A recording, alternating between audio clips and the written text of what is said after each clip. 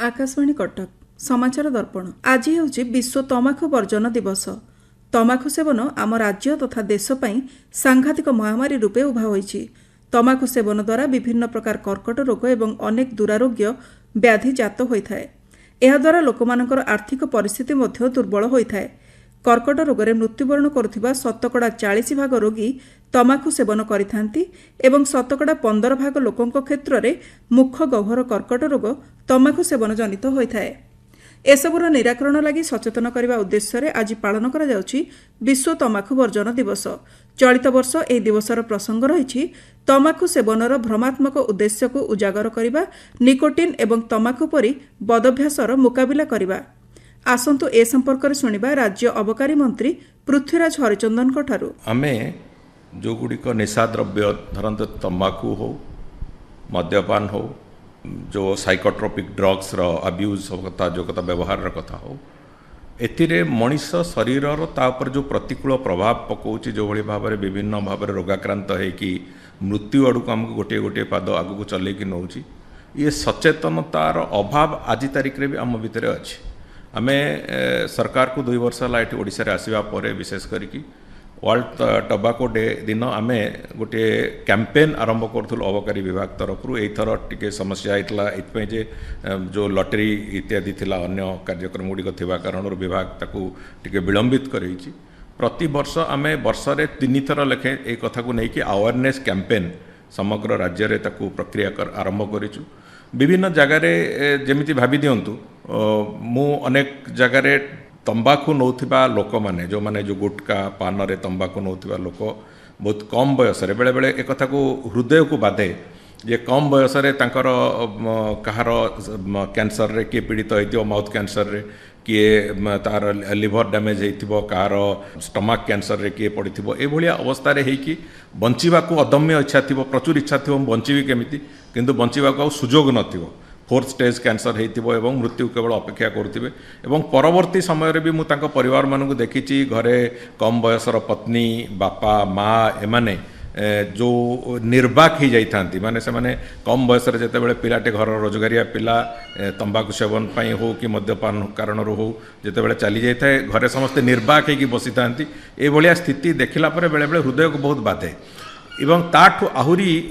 ଭୟଙ୍କର ଏବଂ କଷ୍ଟଦାୟକ କଥା ହେଉଛି ଯେତେବେଳେ ଆମେ ଯେଉଁ ପରିବାର ଗୁଡ଼ିକର ପିଲାମାନେ କୌଣସି ବାଟ ହୁଡ଼ିକି ସେମାନେ ବିଭିନ୍ନ ପ୍ରକାରର ଯେଉଁ କେମିକାଲ ଡ୍ରଗ୍ସର ବ୍ୟବହାର କରୁଛନ୍ତି, ସେ ସବୁ ବ୍ୟବହାର କରୁଥିବା ପିଲାମାନେ ତାଙ୍କ ପରିବାରକୁ ଦେଖିଲେ ଆହୁରି କଷ୍ଟ ଲାଗେ। ସେହି ଦୃଷ୍ଟିକୋଣରୁ ଆମେ ସମ୍ପୂର୍ଣ୍ଣ ରୂପେ ନିଶା ବିରୁଦ୍ଧରେ, ନିଶା ନୁହେଁ ଜୀବନ ଏଭଳି ଏକ ସ୍ଲୋଗାନରେ ଆମେ ନେଇକି ତାର କ୍ୟାମ୍ପେନ୍ ଆରମ୍ଭ କରିଛୁ। ଗାଁ ଗାଁକୁ ବିଭିନ୍ନ କଲଚର ଗ୍ରୁପକୁ ପଠେଇକି ସେଠି କ୍ୟାମ୍ପେନ୍ କରିବା ହେଉ, ସେଠି ଷ୍ଟ୍ରିଟ୍ ପ୍ଲେ ମାଧ୍ୟମରେ ୟାର ଭୟାବହତା ଦେଖାଇବା କଥା ହେଉ, ବିଭିନ୍ନ ପ୍ରକାରର ଯେଉଁ ଛୋଟ ସର୍ଟ ଫିଲ୍ମ କରିକି ସେଥିରେ ଲୋକଙ୍କ ଭିତରେ ସଚେତନତା ଆଣିବା କଥା ହେଉ, ଏସବୁ କଥାକୁ ଆରମ୍ଭ କରିଛୁ। ଏଇ ବର୍ଷ ଯେଉଁ ଏକ୍ସାଇଜ୍ ପଲିସିରେ ଆମେ ଗୋଟେ ନୂଆ କଥା ସେଥିରେ ଯୋଡ଼ିଲୁ, ସେଟା ଆମର ଗୋଟେ ପାଖାପାଖି 6-7 ମାସର ବିଭିନ୍ନ ଯେଉଁ ଡିସ୍କସନ୍ ଡେଲିଭରେସନ୍ ଥିଲା, ସେଥିରେ ତାର ଆଉଟକମ୍ ଥିଲା ସେଇଟା ଯେ ଆମେ ଗୋଟେ ଡି ଆଡିକ୍ସନ୍ ସେସ୍ ଏଇ ବର୍ଷ 0.5% ଡି ଆଡିକ୍ସନ୍ ସେସ୍ ସେଥିରେ ଯୋଡ଼ିଲୁ। ଯେଉଁ ଡି ଆଡିକ୍ସନ୍ ସେସ୍କୁ ଆମେ ଏଇ ଯେଉଁ ନିଶା ନୁହେଁ ଜୀବନ ଏଇ କ୍ୟାମ୍ପେନ୍ ପାଇଁ ସମ୍ପୂର୍ଣ୍ଣ ଭାବରେ ତାକୁ ଖର୍ଚ୍ଚ କରିବୁ। ଏବଂ ସେଥିରେ ଆଉ ଗୋଟିଏ କଥା ବି ଆମେ ଯୋଡ଼ିବାକୁ ଚାହୁଁଛୁ, କିଛି ବିଭିନ୍ନ ସଂଗଠନ ସହିତ ଯେଉଁ NGO ମାନେ କାମ କରୁଛନ୍ତି ଏ ଦିଗରେ ତାଙ୍କୁ ସହାୟତା ଦେବା ଏବଂ ବିଶେଷ କରିକି ଯେଉଁ ମଡେଲ ଡି ଆଡିକ୍ସନ୍ ସେଣ୍ଟର୍ସ, ଆଜି ତାରିଖରେ ଅନେକ ଗୁଡ଼ିଏ ଡି ଆଡିକ୍ସନ୍ ସେଣ୍ଟର ଅଛି ବିଭିନ୍ନ ଜାଗାରେ, କିନ୍ତୁ ସେଥିରେ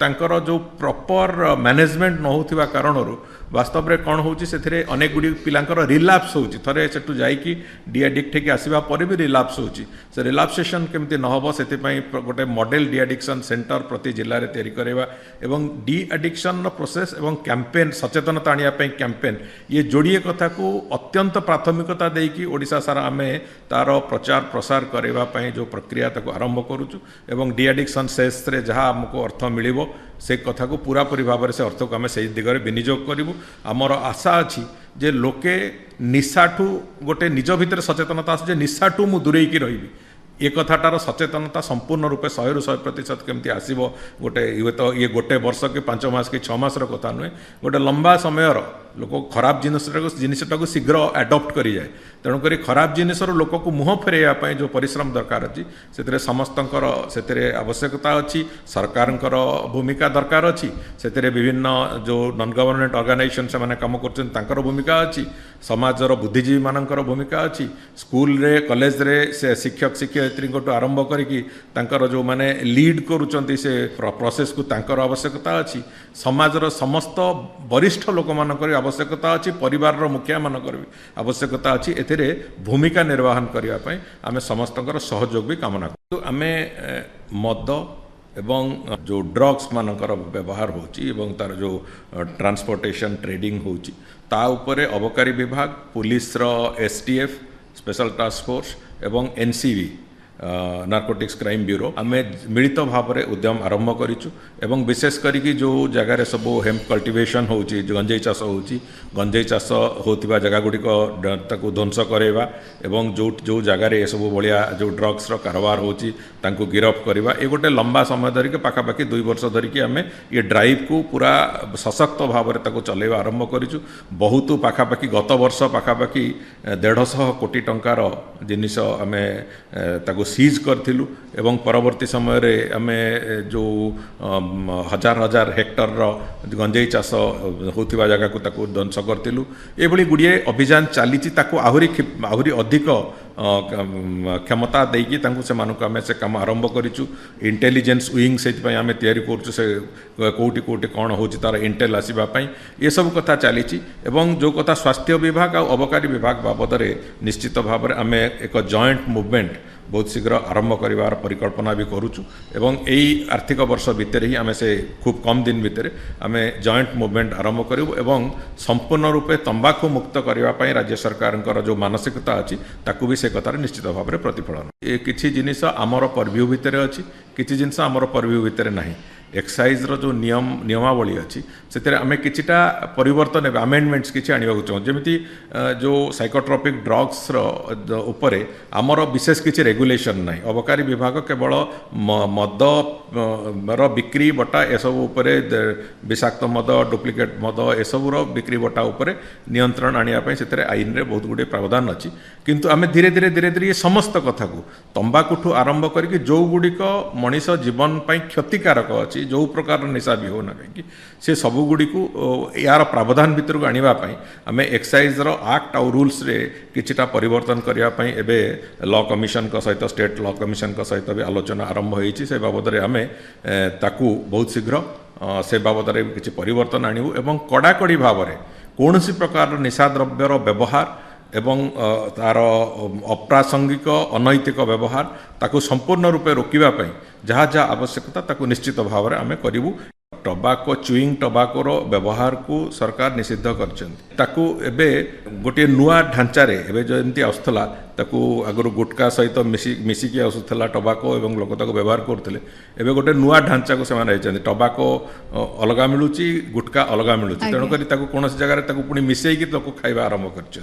तेणुक मो कहया कथा एक जो लाभखोर व्यवसायी माने करुचंती से दिगरे कौन रेगुलेशन कणा जाई परिबो एवं जो माने बिक्री करुचंती तांको पई कौन करा जाई परिबो सबु जिनिस रे गोटे एनफोर्समेंट एक्टिविटी जदि प्रॉपर हबो एवं ता एनफोर्समेंट सहित जो माने ए नियम को भांगुचंती तांको प्रति प्रोसिक्यूशन भी ठीक ढंग रे हबो निश्चित भाव में लोकंग भितर भय सृष्टि हबो एटा मोर विश्वास अछि तेणुक मो